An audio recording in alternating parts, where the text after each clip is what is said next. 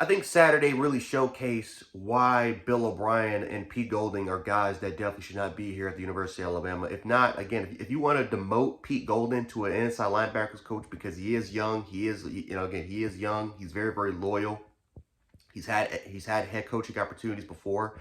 So if you want to reward that loyalty by demoting him, so he can still be a part of the program, that's fine because there still is benefit. He's a great recruiter. But Jeremy Pruitt is not, Jeremy Pruitt is not a good recruiter at all, and he's not a great offensive mind.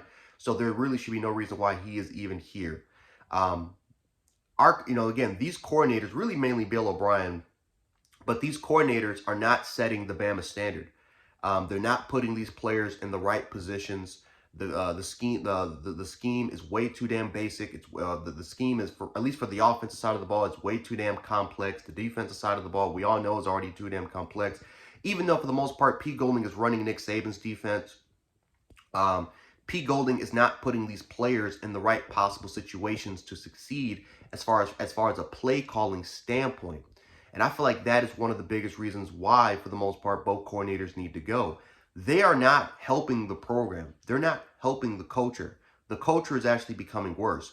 What you're hearing from Will Anderson during his interviews, when he's literally saying that we have a bunch of players that are more individual, they're more individual than about the team. I mean, like I said, no shit. We already know this. We've been talking about this since the beginning of it. We've been talking about this since last year, but definitely we've been talking about it ever since the Texas game, where it seemed like players are more about themselves, they're more about themselves, more about the culture. They're not about the standard anymore. And again, maybe it's because of the NIL transfer portal thing that's going on. But even then, you can look across the way and you look at what the Georgia Bulldogs are doing. I mean, again, we're in an era where NIL and transfer portals, they're playing in the same era as we are right now. And yet for some reason, despite them losing 15 players to the NFL draft, and in the year before that, losing 10 plus players to the NFL draft, Georgia, for the most part, is living up to what the Bama standard actually is, right? When you actually listen to Reggie, when you actually look at what players like Reggie Grimes is tweeting out there when he's saying, well, I don't know why you guys are getting so upset about the Bama standard is all the way at Georgia. The Bama standard is over there. Why are you getting upset? Look at what Georgia's doing. That's what we are right now.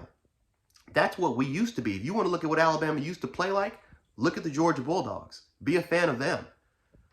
Again, former players, they've sensed it long away. As fans, we have sensed it along the way because we're used to this. We're used to the success. We know what a national championship caliber program looks like.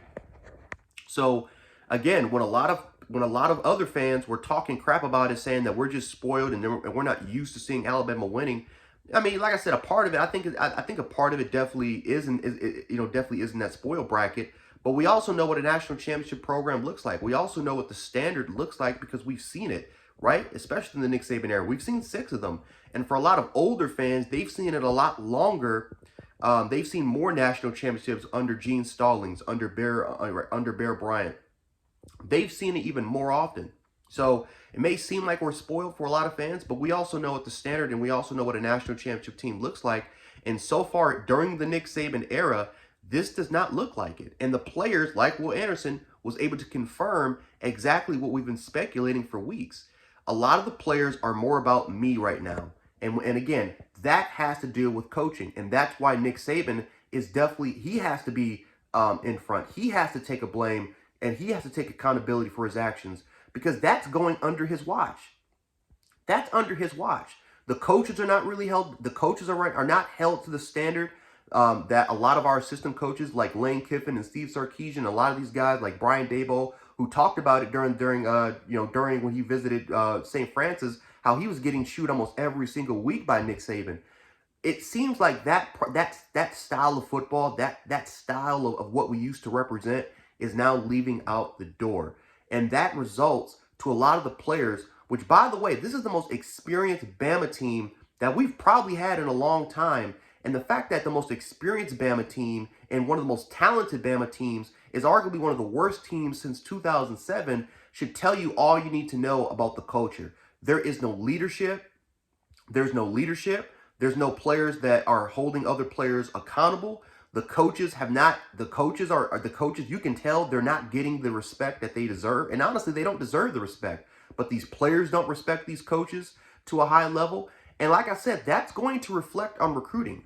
That's going to reflect on the future of the Bama program. Because guess what? Despite this being the most experienced Alabama football team that we've had in a long time, a lot of these dudes are going to go off to the NFL. And when they do leave the NFL, a lot of this freshman class that's coming in, they're going to look towards that mentor role. They're going to look toward leaders that can guide them. The problem is that this team doesn't even have leaders already.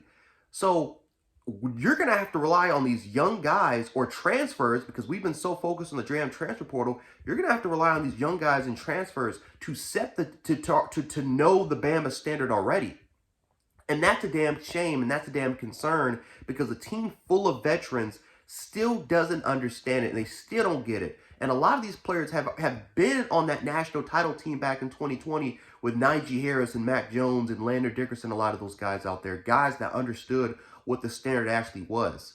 So we are actually in big, so guys, if you think that this is a rebuilding year right now, despite us going right now 7-2, imagine what next year is going to look like, because next year is going to be a lot of young, inexperienced guys, not just from what they can do on the field, but what they can do off the field. And that is a major, major concern going into next year. And again, if we're going to rebuild, which it looks like we're definitely going to be on that rebuilding stage, it starts at the top. It starts at the top right now, and it starts with dealing with our coaching staff. You need to release this toxin, which is Bill O'Brien and Pete Golding, because they are not helping. They're not helping the standard. They're tearing down the standard. And those two, and it starts at the top. If you need to go with other coaches, because if you feel like they're not bringing the standard, then that needs to happen. But Saban needs to evaluate this roster. He needs to evaluate this coaching staff, because this loyalty crap has costed Alabama this entirety of this season. And we have wasted arguably two of some of the best players that we've ever had at the university.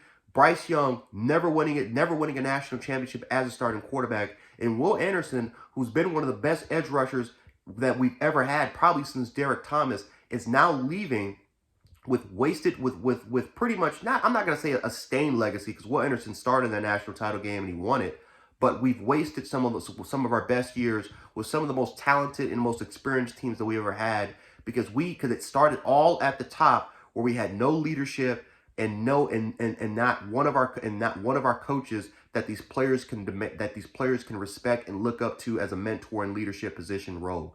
I don't know what we have to do. Well, I don't know what we have to do. I don't know what players we have to bring in, because again, is this freshman class, are they really about me, or do they believe in the standard?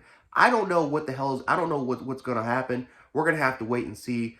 But guys, this is not looking good for you, Alabama, right now. We need to try to regain that standard, and in order for us to do that, we need to let go of the toxic nature of our program, which starts off with the coaching staff. Then we can evaluate this roster and see what we can do from there.